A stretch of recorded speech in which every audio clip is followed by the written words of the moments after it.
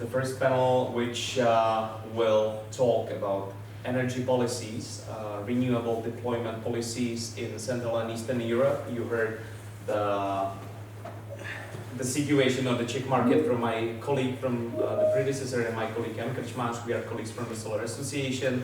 My name is Jan Fousek. I'm chairman of the board of Solar Association, but here I mainly represent, as it was mentioned, the Czech Energy Storage Association, AKUBA, which deals with not only the batteries, but the storage generally, and flexibility and green hydrogen production. And as it was mentioned, we are, as a Solar Association and AKUBA, the partners of this conference. Therefore, I got the honor to moderate this first panel. Its aim is to cover basically from other markets and to hear and to teach you similar lessons and to provide you with similar information we received from Jan about the Czech Republic. So my aim is to get from the panelists within the 60 minutes as much as possible to tell you about the market situation in Hungary, I think, Poland, we will touch upon Germany, Ukraine, and I don't know if I forget something, and Czech Republic, of course, and a little bit about energy storage and flexibility. Therefore, let me welcome you, let me introduce you the panelists. So let's start with the lady, it's Sonia Rystiska, as a senior manager in business project development for Eastern Europe from Green Energy. Sonia, good morning. Welcome. The second speaker will be Mr. Gábor Molnár, Director for Development and Engineering from Med Group. That's the representative for Hungary. Gábor, good morning. Thank you. Good morning.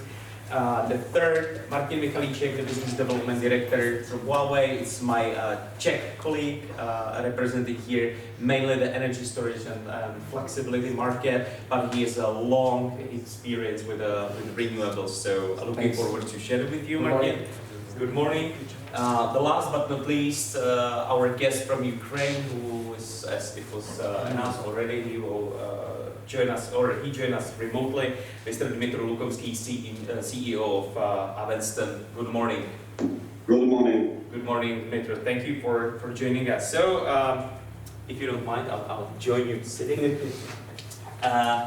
Well, if you heard a little bit the names, you can guess that we are all coming from the Central and Eastern Europe, which makes the discussion more authentic, I guess. We heard the situation from the Czech Republic. It's obvious that our countries we represent here, let's say Poland, Germany, and some other countries, mainly Hungary, mainly Czech Republic, let's say mainly Czech Republic, energy storage and renewables. It's obvious that our markets vary in several aspects, like size, economic development, etc. We all are more or less dependent on fossil fuels, the imported ones, which is natural gas, which is cleaner, but mostly imported. Coal, hard coal, mainly lignite in our case, which is a local one, but the fossil fuel lobby really causes us a lot of headache.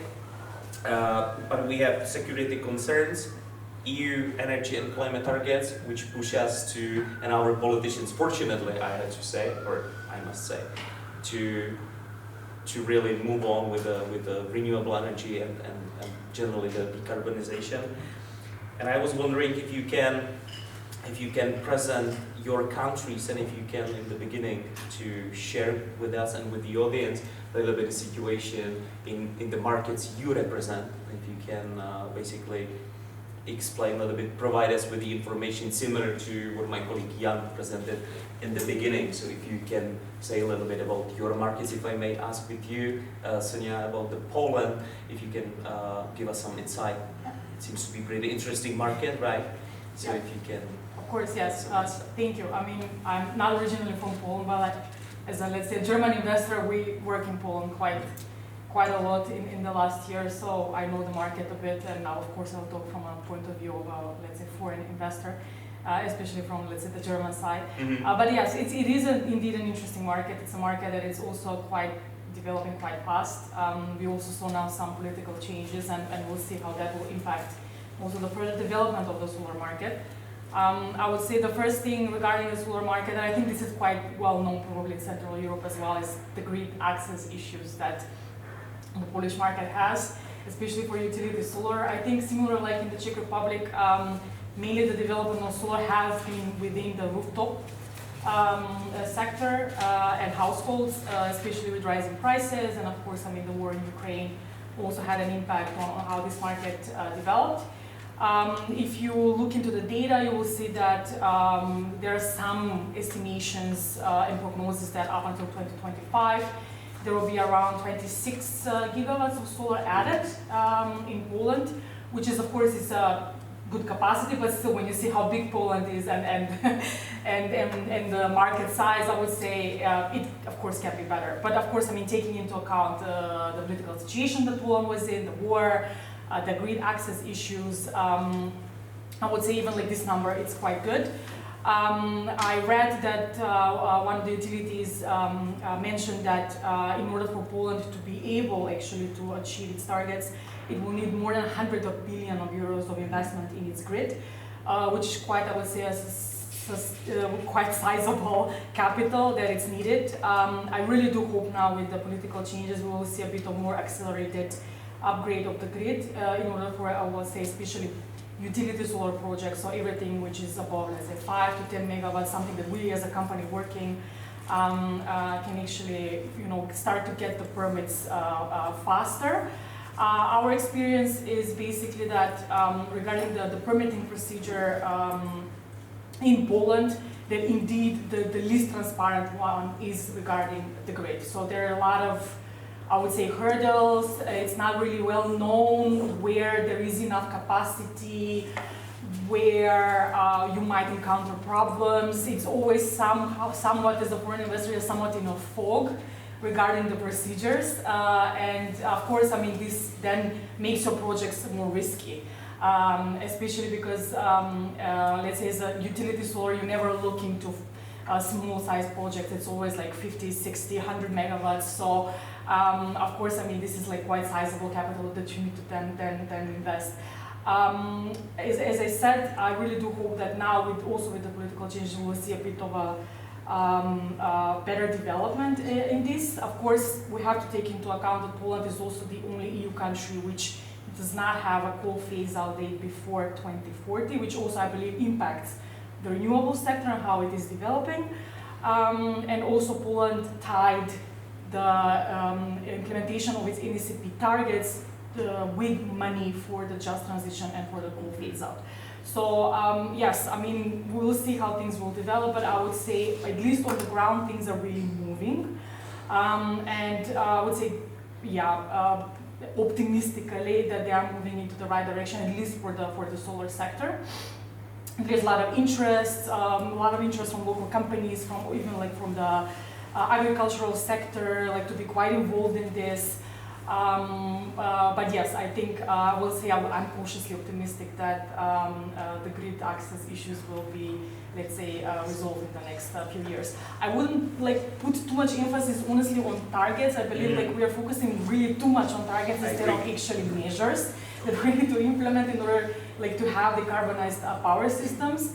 But yes, as I said, I believe that if there is enough investment in capacities, in grid development, in local know-how as well, we will get to even like overachieve the targets. Thank you. I agree with you that the targets are not really relevant according to the numbers, but they are important for the, I would say, political will and political trajectory and for investors. So if our NECP so far consisted out of, included some 15% of share of renewables in 2030, which is basically the same number as it used to be before, publishing it. And now it was updated to about 30%. It means Czech Republic shows the will, finally. Even it's a signal towards the Brussels and to investors, even the foreign markets, we are ready for the energy transition. So that's probably what we really say. Speaking about NECP, by the way, did Poland update and send the updated NECP? Do you know? I haven't read, but as I believe that all EU member states had to do it till last year. They had to update it and send the update to the commission, where the commission needed to check it. I think at least like But, 1/3 yeah. didn't do it yet, but Yeah, then it's again, right, the issue of having just something on paper as a strategy and issues, having like, let's say, a viable action plan in place. Yeah, I mean, I believe that the war in Ukraine really changed the perspective of how we look into the sector, especially energy, but especially also renewables. Also, like from the security side. So, as said, how things are developing on the ground, I do believe that Poland can overshoot its target if some of the hurdles are removed, even without like doing drastic changes in the NSCP, because in many ways the market is developing far faster than what the politicians are saying and doing. And there is a big, I believe there is a discrepancy between what you see on the ground and what politicians are saying. you also mentioned very interesting thing. That's what we always emphasize in our presentations with Jan as well. Unfortunately, the Czech market, I mean, the change in the people's mind in Czech Republic, unfortunately, has been driven, first of all, because of the power prices, and second of all, security concerns because of the war in Ukraine. So we always say, unfortunately, the death of thousands and tens of thousands of people helped the development of renewable energy in Central and Eastern Europe. We have to be clear about Yeah, that. absolutely. And I'm sorry about that. That we had to go to this stage. Okay, if I may stay with you, Sonia, for a little bit longer. You are also active in German market. Yeah, I hope gentlemen allow us, since we have a lady and they cover also more markets, that we agree together that you will tell us a little bit more about your experience or your company experience from the German market. So if you may. Absolutely, yes. Just as an FYI, I work like as a business developer to South and to East Europe. But yeah, I mean, concerning Germany, of course, the impact you cannot escape it, right? Especially in Central Europe, like what's happening in Germany, you will feel here as well. I would say finally, after many years of stagnation, there is like a boom in the solar market in Germany. Because of the political will, but also because of developments on the ground with the sector, and of course, I mean the whole, again, right, issues because of the war. Germany adopted quite a lot of changes in the laws regarding renewables development. Yes, they sort of try to streamline the procedures and try to like get away from not in my backyard issues that are present, especially for wind energy in a lot of the Bundesstates. Regarding solar, they're planning to add 215 giga in 2030. And so that's, and to have 80% renewable share in the power system. Currently it's 40%, so it's in only a few years. It needs to be, they need to add like half of it. I would say, I think that's a bit challenging from what we see on the ground because, as you know, one thing about Germans is that they like their procedures, and this takes quite a bit as well. I mean, even though they're clear, there is grid capacity, the permitting it's pretty straightforward. It still takes a lot of time to like get from the point when you find like from greenfield to ready to build. Specifically because indeed in Germany, when it comes to renewable energy development, the local communities are involved from the get-go, so from the start. And you cannot just like find a field somewhere and go and build it. Like the local council needs to vote, you need to agree with them. We have projects like that. For one project in the eastern part of Germany, my colleagues worked more than 6 months only to find an agreement with the local community of what the benefits for the local communities, for the local community would be from this, I think it's around 100 megawatts project, because for such a substantial project, you cannot really not escape like working with the local community. So that's like the development in Germany. I believe the hurdles in Germany are, there is not enough qualified people working in the country, and unfortunately I would say how the political situation is at the moment, there isn't much appetite to increase people from abroad coming and working in Germany. I would say also the political situation, it's not like how things are developing. We might see returning of a more right-wing policies also in the energy sector in the future, where we would see maybe mainly more development into other sources like hydrogen, for example, not so much solar. So we need to see basically in a year time how things will develop and whether this boom that we are seeing and feeling right now, Germany overtook Spain, actually is the #1 solar developer in Europe, which is quite substantial because, as I said, unfortunately, Germany missed 10 years of lower interest rate to develop its solar sector. But yes, better late than never, and I really do hope that, as I said, even if there is a government change in a year time and CEDU comes back, that they will not do an overhaul of the policies that the Green says the PNDP brought regarding solar development, and that the targets and support policies will stay in place and we will see this 80% of renewables. But as I said, we need to be a bit cautious regarding this situation because we might be a bit unpleasantly surprised. You also mentioned the work with the local municipalities and with the local communities, which reminds me that we had 3 or 4 referendums in Czech Republic during the summer and in September for the wind power. Always there was we will pay you the sidewalks and some hospital and renew the buildings or something, and in all votes it was no.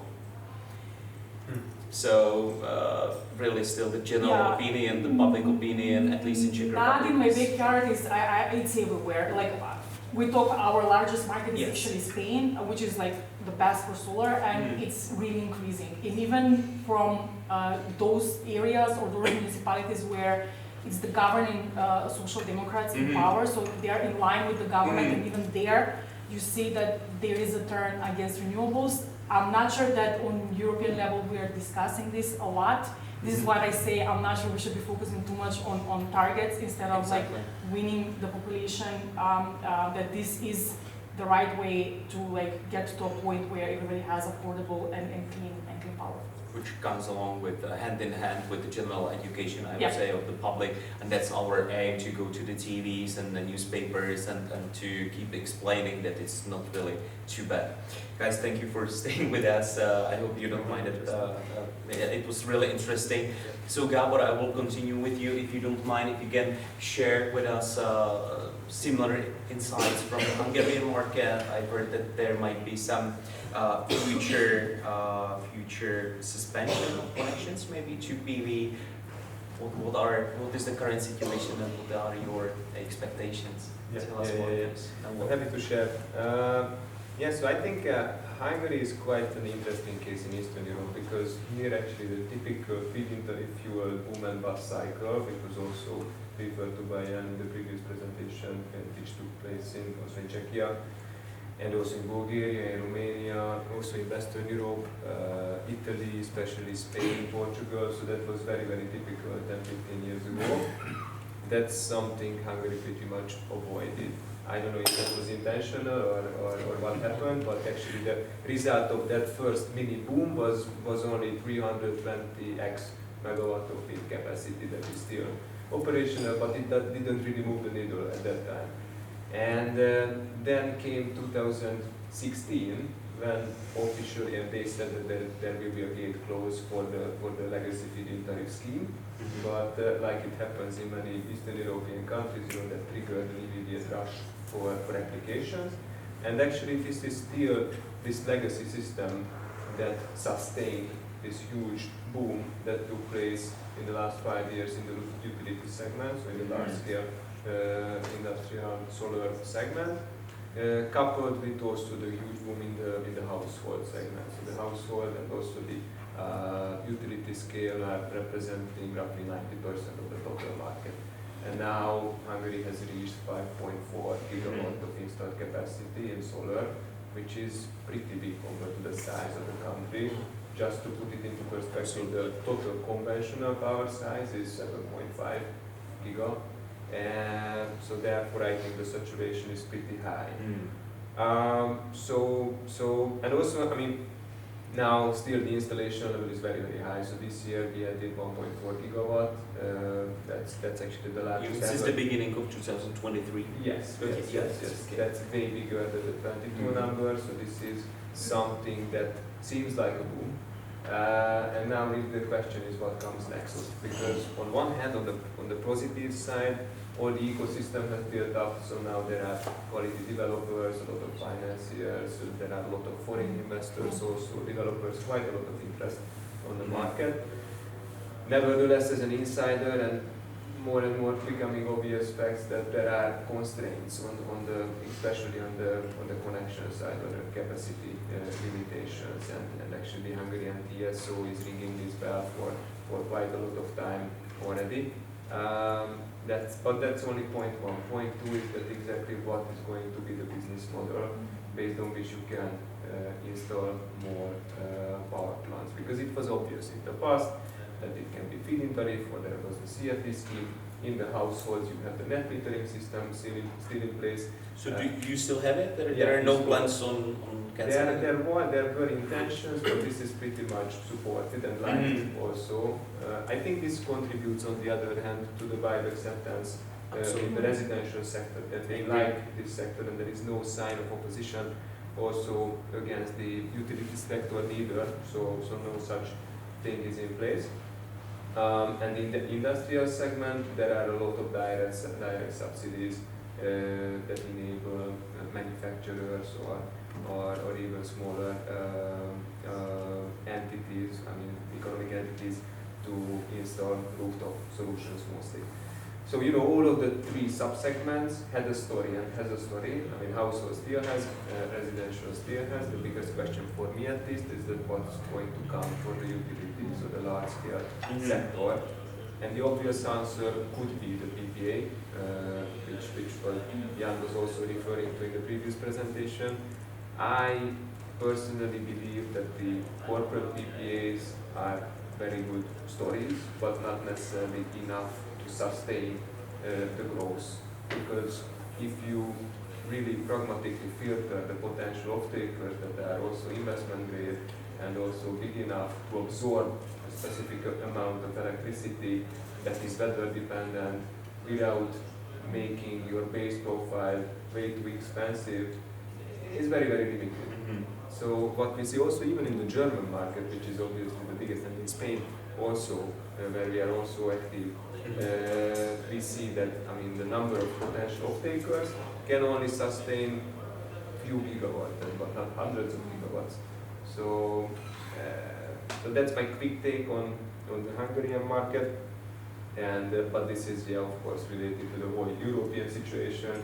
For me, the biggest question: what route Europe will take? Is it the German, where they admitted that there is a need for a centralized off-take scheme, so this new CRD scheme that is also contemplated in Italy and in many European countries actually, in light of this recovery and resilience fund, or they take the merchant case scenario where they believe that actually market will solve this and power can be sold also on the spot market and perhaps with long-term hedging, and that's it. So that for me, that's the biggest commercial question. Thank you for this insight. So what's your future view? What are your expectations on? Is there any expectation on increasing the number of PV installation? How is it, for example, with wind, and how much of the capacities can even Hungary connect? Given the size, as you mentioned, it's pretty limited, and your install capacity in solar is getting closer to the general install capacity of the Yes. I am still bullish on the Hungarian market.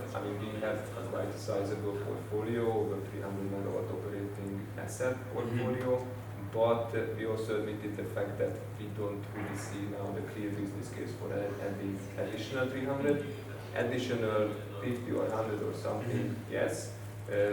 Anything that can be solved on a bilateral PPA basis or a short-term hedging strategy perhaps can substantiate a few more projects, but I am almost certain that this level of growth is not something that we can sustain for two reasons, for two bare minimum reasons I would say.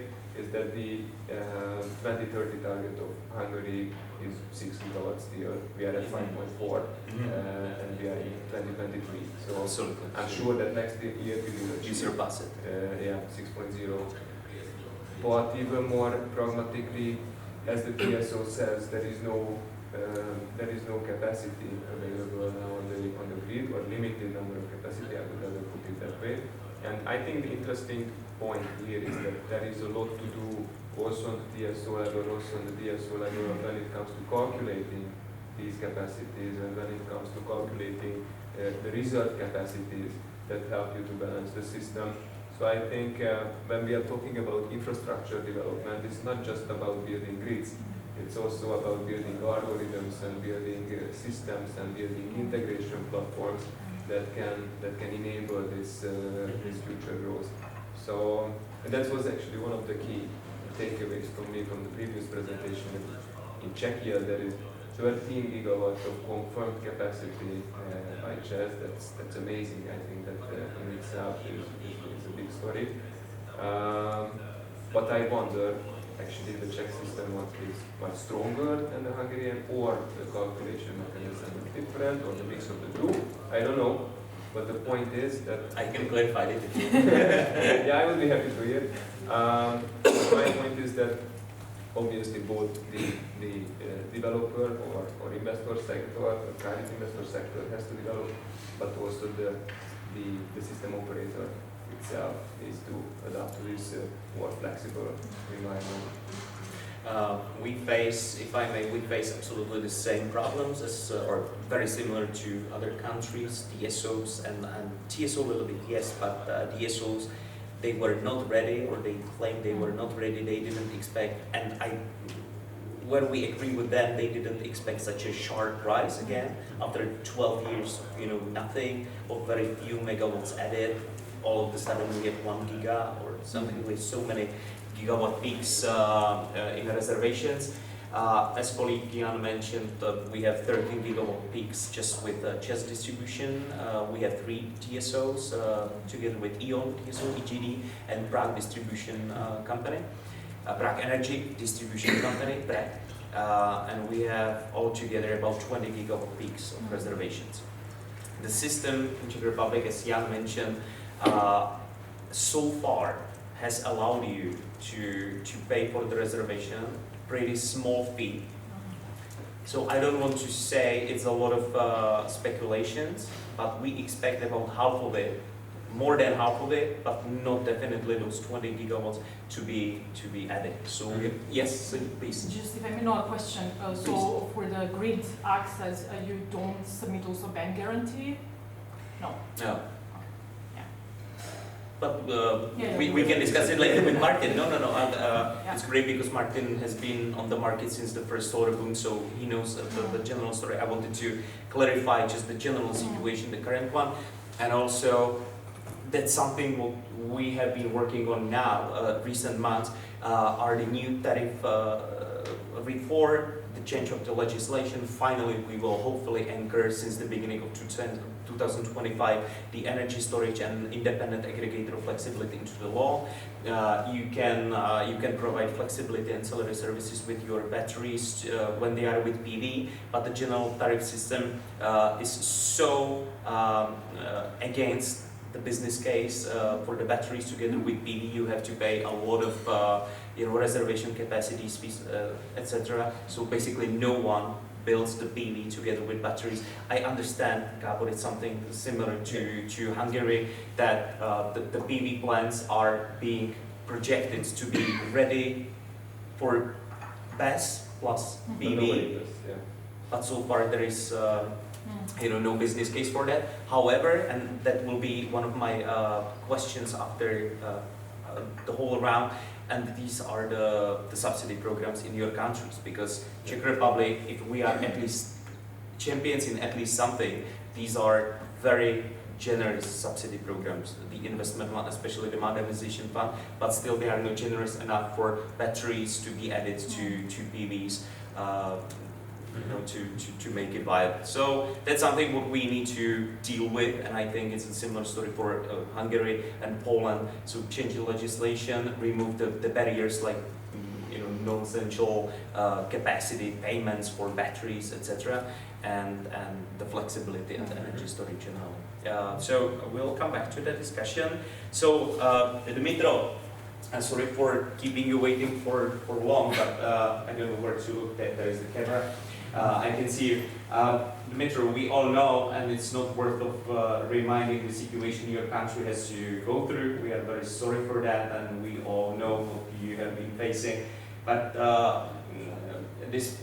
nevertheless, could you please describe us, since your company and you personally have been very active in the market since the beginning, the solar market and the renewable market in Ukraine. Could you please describe us a little bit the situation, how the war and the current situation affected the renewable and PV market in Ukraine, and what are the expectations? Could you please tell us a little bit more about Ukrainian PV and renewables market, please?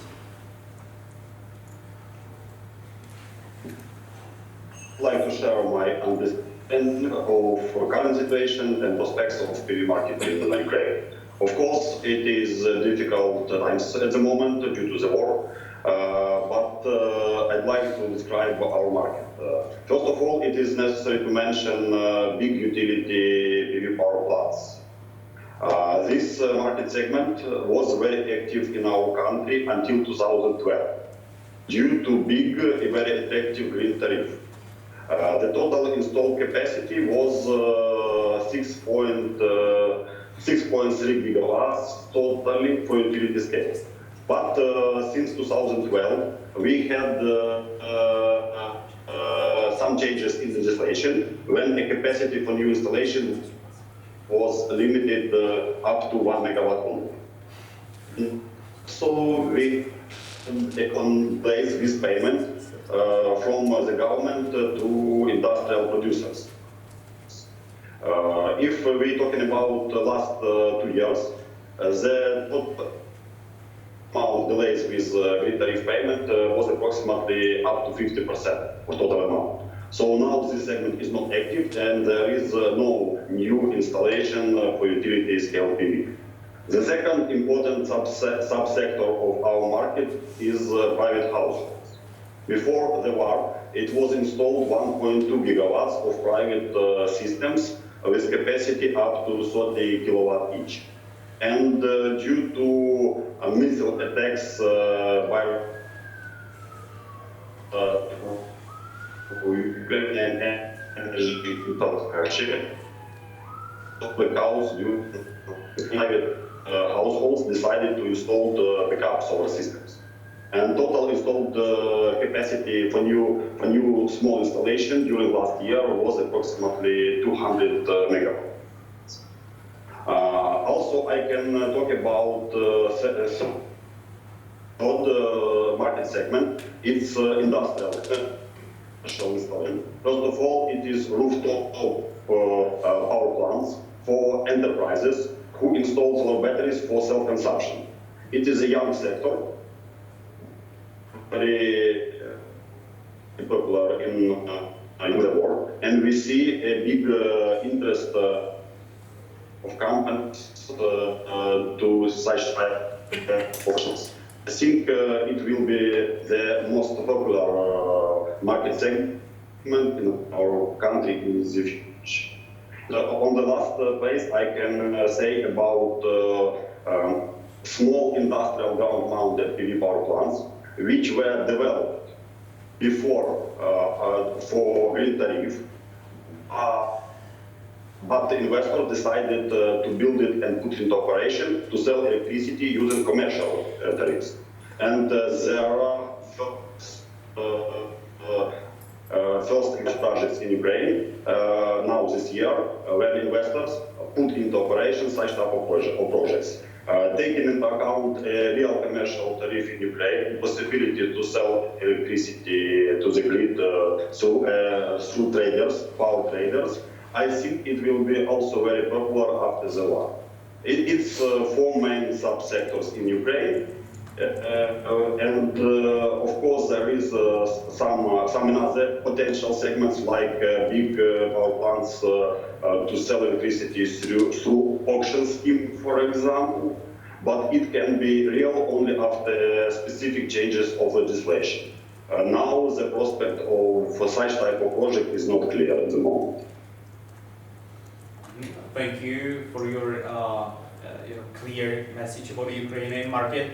I wanted to ask you one question. We saw in the media pictures and video recordings of Russian troops destroying the existing large-scale PV installations.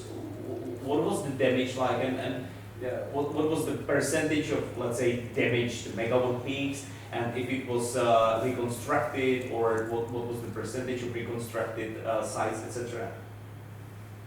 Yeah, it's difficult to say in exactly digits, but during last winter, approximately a half of total PV capacity was switched off.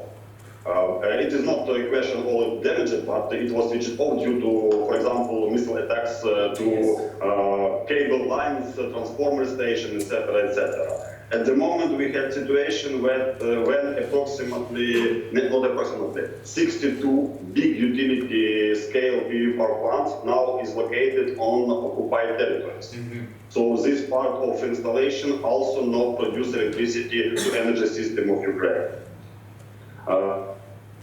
There are a lot of companies repair own capacities located on our territory, and it is generated power now. Yeah, okay, so 62 PV power plants are on the occupied territories of Ukraine. Yeah.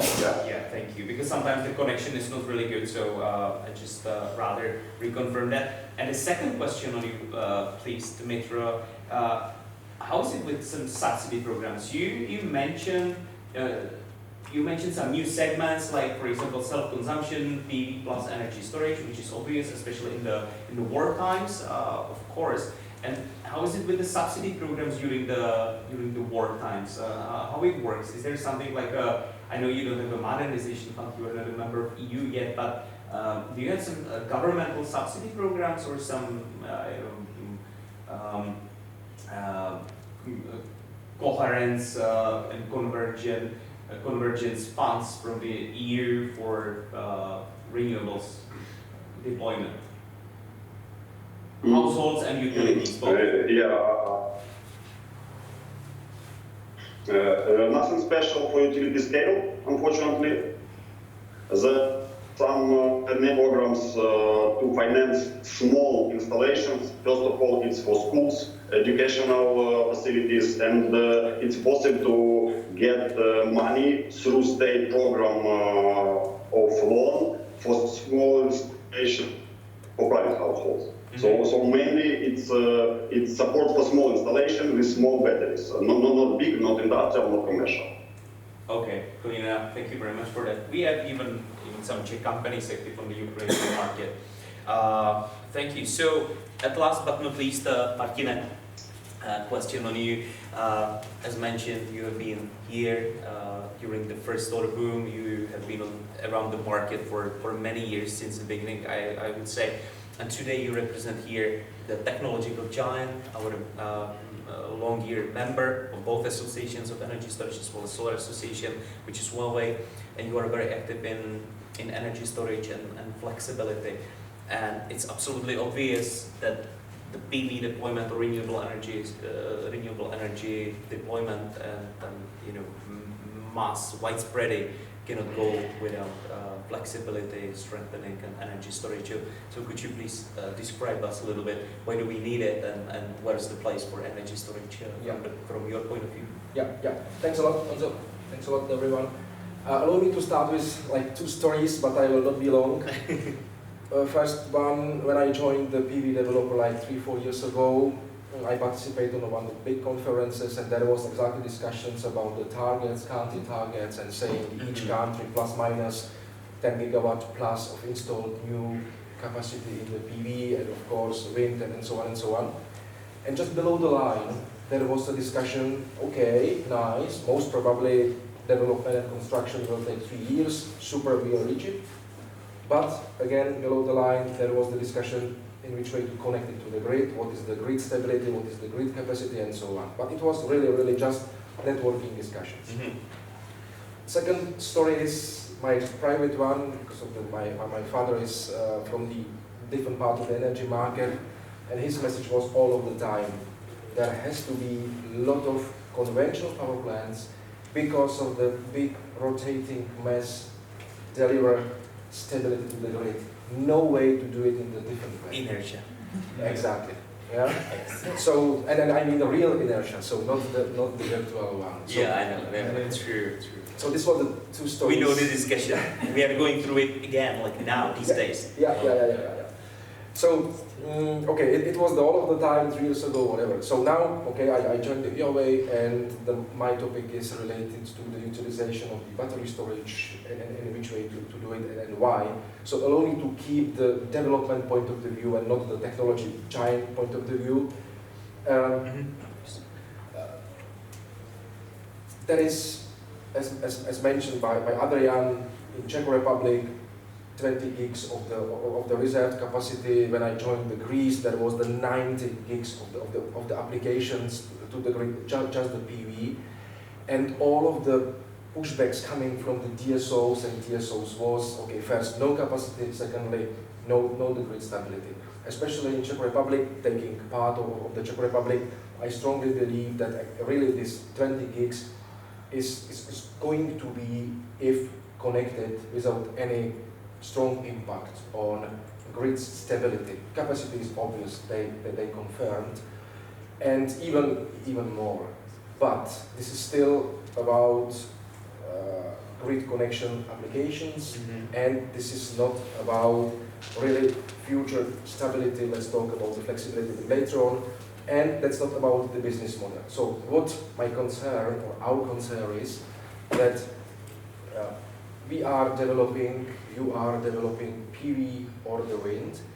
You need to connect to the grid, and the usual way is, okay, I have installed capacity, whatever, 15 megawatts. For that you apply for the 50 megawatts grid connection capacity. Calculating to 20 gigs and so on and so on. This is the first point. Second point, you need to sell the electricity. You need to inject the grid and take the revenues for the electricity. And these days, there are two issues. First one we already touched, which is this grid capacity limit. And second is to sell electricity from the PV, especially because of the production curve, let's say, is like that. And people are asking for the base load. So okay, deliver me 5 gigawatt hours, whatever, stable with the penalty. Yeah, preferably 40 euro per megawatt hours or 60 euro per megawatt hours for the 10 years. Perfect. That's the other topic. And developers and partners like the VOA should start considering it in a little bit different way. And of course, regulatory framework and the country targets will help. And what is the way? I will try to describe the graph which I have in the presentation. These days, the grid is able, and it's valid in most of the countries, is able to accept, to have the capacity to inject like 50 to 70% of the renewable capacity. The reason is obvious. You have to have this 15 megawatt instead of the 10 megawatts, let's say, and you are injecting more during the summertime, and you are injecting zero during the winter time. And this topic is exactly related to the capacity of the grid. So you need to think about other renewable resources, or you need to think about a solution, which is the battery storage. And this is the first piece of the auxiliary services. Let's call it the power shifting. So you take it from the lunchtime and put it to the evening. But this is the short term. So it helps a lot to put a little bit more flat curve of the production. So then you don't need to have as huge reserve capacity for the grid. and you need to utilize, of course, this feature via reasonably good PPA. But still, you are not touching the grid stability, frequency, voltage, the restart from the black, from the blackdown, and you have to think in the other way, in which way to utilize the virtual inertia, because of course we can keep a couple of or a lot of the conventional power plants not injecting in principle power, but keeping this rotating mass to keep the frequency and the other stuff. So with the power electronics in battery storage, or being part of the battery storage, you may utilize this additional 30 to 50% of the grid capacity to deliver components and the technology to keep the frequency, to keep the voltage. And together to power shifting, meaning from the lunchtime to the evening, and delivering the virtual inertia to the grid via battery storage, you will keep this frequency and voltage part. And technically speaking, and now it's not exactly, of course, 100%, it's not so easy, but you really may have 100% renewables in your grid, and I'm not talking just about the microgrid, I'm talking about DSO grids, yeah, on the level like that. Most probably, of course, not just utilizing the PV and the other stuff, but having the battery storage, delivering the grid forming, which is this feature which the EU is going to hopefully announce by end of the 2024, because Acer and some of the national DSOs and GSOs are testing it, as far as I know, these days. Yes, exactly. And we are part of the loop, and we got even the first certifications, first approvals for our technology. But it's impossible for even the giants like us to have for each country different technology, and that's no way to do it. And of course, even the central TSOs and so will not be able to manage it. So there should be some harmonization, standardizations, and then the developers, and not only developers but operators and financials, we are able to say, fine, there is the, let's call it easily, PV power plant, there is the battery storage. These two things, not only, but okay, these two things will provide off-takers of the electricity with somehow stable base load of the electricity. Secondly, DSOs will not be requested to create new overhead, whatever, high voltage lines from the east to the south, from the west to the east, whatever. And they will not be requested to invest huge amounts of the investment into the grid stability, grid quality. And openly, and this is end of my speech, openly, what I prefer and like is to put a really high level regulatory framework, technical standards, and dismantle the barriers. I'm really not requesting to put strong, okay, Germans probably will do it, Czechs maybe will be in the middle, and maybe Romania will keep it on the market. But once we will have the basic regulatory framework, we will be able to negotiate with electricity off-taker. This is the good price for the good quality. And with the DSOs, guys, I am not asking you for my power plant having installed capacity 15 max, I am asking you just for 10. And if you will consider 30% of the installed capacity will be lower, then the number 20 gigs will be immediately, whatever, 13. And from the 13, unfortunately, in Czech Republic maybe will be installed just a 10. But not 20 to 10, but from 13 to 10.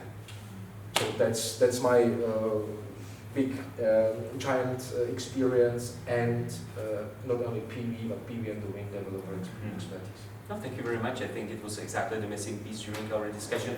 I got the information that we have to, that our time has ended up, but could you please, Sonia and Gabor, tell us a little bit, at least about the situation of the energy storage market, I would say in Poland, because probably we all know about the German situation, where it's pretty much in favor of energy storage. Yeah. In Poland and you, Gabor, in Hungary, so how was it?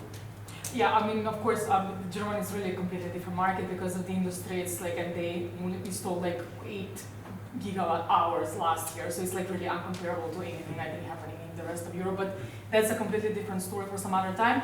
Regarding storage, we are now involved in, let's say, developing some projects. Hopefully, I mean, we will see how things go. I would say the procedures are pretty clear, which is good. I would say they're a bit better, maybe a bit clearer than with regards to solar, for example. There are auctions for capacity in Poland. The last one was last year. And for the first time, I believe, battery storage won the auction around 165 megawatts, which is not like a huge, I would say, amount, of course, but you know, at least like there is a start. We'll see how the market will develop. To be honest, I don't know. As I said, this is also first time for us to like start venturing slowly into this market. Hopefully, we will see a greater development. And as you said, basically, I think it's quite needed, especially if you want to have a boom, let's say, in solar and in wind. I will just give you one example from a completely different market, but Serbia, for example, adopted the changes in the law where they said that if you as a developer want priority access to the grid, within your solar or wind park, 20% of it needs to be battery storage. We'll see how things will develop. This is quite new development. Whether this will work or not on the ground, especially from financing side, because of course that can be a bit tricky in the end of the day, how you finance the integrated project. But at least you see changes in Europe regarding storage, which I believe are quite positive, and hopefully the regulation aspect will not complicate matters more, but will actually ease, let's say, the access of battery storage to the market.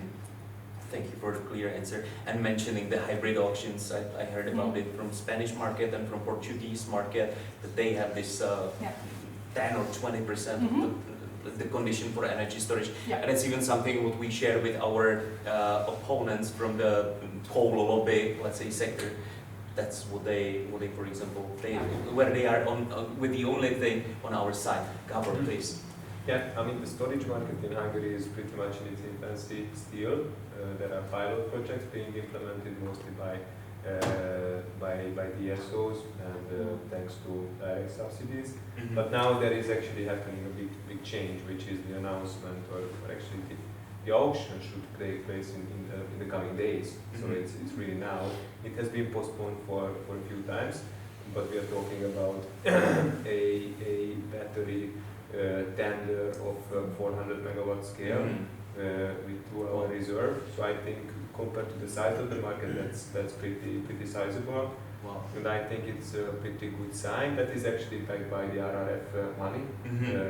So we are going to use, Hungary is going to use that money for that purpose partially. And I consider it as a very good sign. So I think exactly this kind of load shifting capability is the one that is needed to enable more weather-dependent projects also to be commercially viable. Because exactly to your point, I mean, enabling the grid to accept additional capacity is one thing.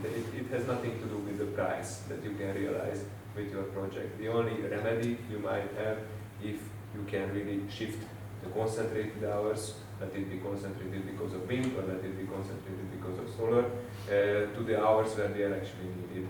So I think this capability is now considered and known also by the policymakers, and I truly hope, my vision at least on the European power market is that the commercial issue is going to be solved by exactly these short-term load shifting movements. Of course, it wouldn't solve the seasonality issue, and that's something that is yet to be solved, perhaps with hydrogen or I don't know, but this gradual... Intraday problems. Yeah, indeed. So the intraday problem is something that must be. I mean, just purely from a mathematical point of view, it must be solved to some extent with this, and I really hope this to happen also in Hungary with this measure. So I'm pretty optimistic. I absolutely agree with you. Thank you for this remark. I come originally from the energy trading sector, so I know how important it is to keep the energy trading, at least the intraday, and then we have to solve the seasonal issues, but that's for another conference, by the way. Good, thank you very much for that. Maybe the last word for Dmitro, who is who has been remotely watching us. So Dmitro, if you have something to add to our discussion, sorry, it comes to an end, so if you have some final remark from Ukraine. Yeah, I'd like to add that energy storage question is also under discussion in our country. Our government declared support of the development of distributed solar plus energy storage systems, but real legislation mechanism to support it is absent at the moment. And we here in Ukraine several completed pilot projects with energy storages with a capacity between 1 to 5 megawatt hours. It was developed and invested by commercial companies without any state support, but to check technology and to be ready to new market. So we believe in prospect of energy storage installation in Ukraine, but of course not in the nearest time. Thank you. That's interesting because I saw that many people here in the hall, they raised their eyebrows when my colleague Jan mentioned that we have almost 1 gigawatt hour of energy storage. I need to make it clear. We have only about 20 megawatt hours in the large scale storage in 3 or 4 or 5 projects maybe. Sometimes it's different to say, you know, what's behind the meter, in front of the meter, but let's say 20, maximum 30 megawatt hours in the utility scale. The rest is residential. We have 96% of all the household installations with energy storage, which is good, but again, it helps only the households. They install it because of the very generous subsidy programs, you Green for Saving. But the utility scale, that's where we have a lot to catch on. That's something what I had to add on. Okay, so everything for me. Thank you for the panelists. So please an applause for them.